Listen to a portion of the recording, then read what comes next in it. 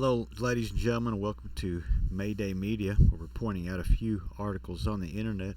We've got a couple here I found interesting. One of them is Trump's team plans to ease the U.S. rules for self-driving cars, report says.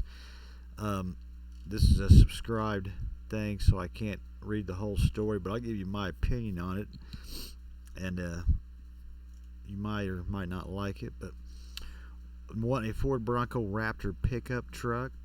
Well, this place has got it looks like. We'll go over this little story. This is not offered through Ford. You have to buy it through them, and it's probably going to be pricey. There wasn't any prices put down. And there's a couple different tiers, but she's a good looking Bronco. Motor Trend's got a couple little articles like this. I'll probably try to go over a few more this week. Bitcoin 92,044, 91,776. It's coming back down. Again, I'm going to sell another half at 105,000. I'll go over some Bitcoin, where I think it's going to go. But first, like and subscribe. Help me out a little bit here. I know you want to. I know you want another fucking subscription on your fucking YouTube channel, right? Anyway, here's the first part of this story. What is going on here? Okay.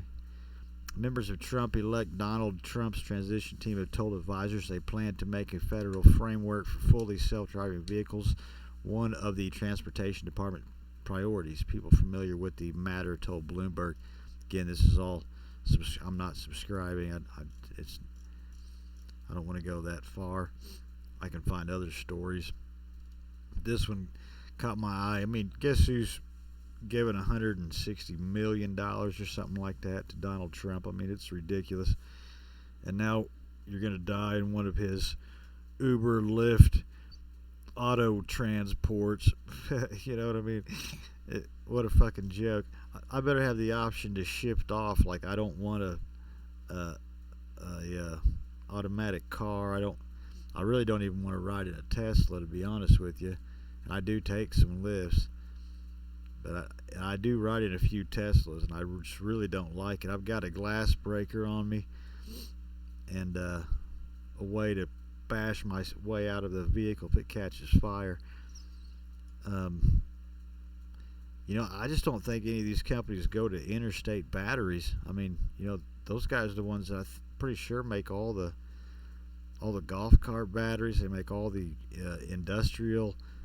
Like I worked at Walgreens warehouse for a minute, and they had all electric battery powered fork trucks and shit, and they did not catch on fire. And these things were lifting heavy ass shit, right? Yeah, I mean, you can say the hydraulics, but still, I mean, it seems like there's ways you can make good batteries. And the fact that these things keep catching on fire is nuts. I guess it's the lithium. They got a bunch of different types. But yeah, it's another bribe off to get his trash dump software that you got to pay for, by the way. And then it's only been proven over 8 miles or something like that. I think I did a story on it. And I think there's another company that's went 112 miles. And just to me, you would think they would heighten the standards, not lower the standards. Ease U.S. rules. I would toughen U.S. rules on self-driving. I mean, the truth is, there's this movie called Minority Report with Tom Cruise in it, and everything was on the grid, and you couldn't drive. It was all done through different types of highways, and that's something similar to what we'll have to have. We're going to have these. Everything's got to be connected. You can't just have this, stuff jumping in front of you. It's just not going to work. You're better off taking a personal air taxi, just up, over, and down. Just the 3 moves, really. All right, here's this Ford Bronco here. We'll get into it. Just like Jeep and its CJ, Ford used to have a pickup version of the Bronco during its first generation. Since then, a pickup Bronco has been on the wish list of many current and future owners. Unlike Jeep, however, Ford already has pickups with its midsize Ranger full-size F-150 and compact Maverick, so there really isn't a huge push for the new pickup. Though it doesn't mean that someone can't dream one up and build it. And that's what they've done. They've taken and they've extended it a little bit here. The base stud, the name of the conversion, features Raptor-like fender treatments, but the rear fender is a bit more special. To get the 4-foot cargo bed around 16 inches was added to the wheelbase to enable the bed while retaining the rear passenger area and closing off the cabin after the C-pillar. According to the Ghattas and SoFlo, the longer wheelbase also gives the Bronco better highway driving experience. SoFlo, I bet, probably rides smoother too. Their sister company, Apocalypse Manufacturer, has experience of extending trucks and SUVs to create many of the 6x6 Customs you see around the world. Adding the 16 inches to the Bronco is a bit more simplistic, considering there isn't extra axles to contend with. Yeah, we're not going to go through all those photos. Along the longer wheelbase, the stud lifted 5 inches and allows for 38 inches all the way to 40 inches to be fitted easily thanks to those larger fender openings. So you're looking at a 40-inch span. I mean, look at that. That's like that's not the base. That one's the bigger version, the Baja version or something like that. Just like the JTT, the stud is sold through the turnkey vehicles, but the stud isn't unlimited to under 30 examples like the JTT is. You can visit their website to order yours. Yeah, I mean, it looks good. There's the interior. Look at that.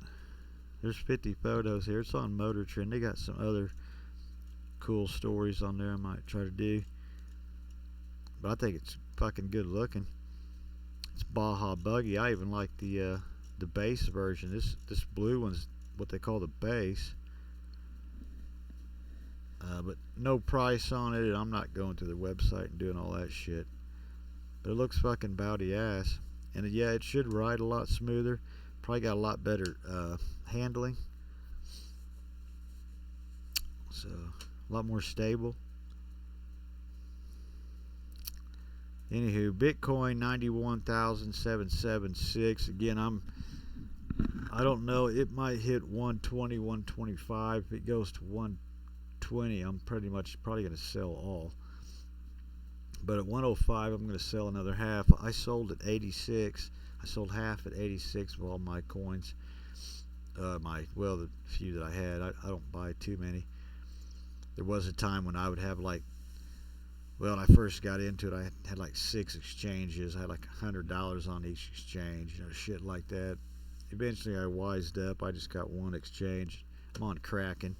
It's a pretty good one. It's in the U.S. too. Then I've got another one called, I can't think of it all here. Trade Ogre. It's all privacy coins. But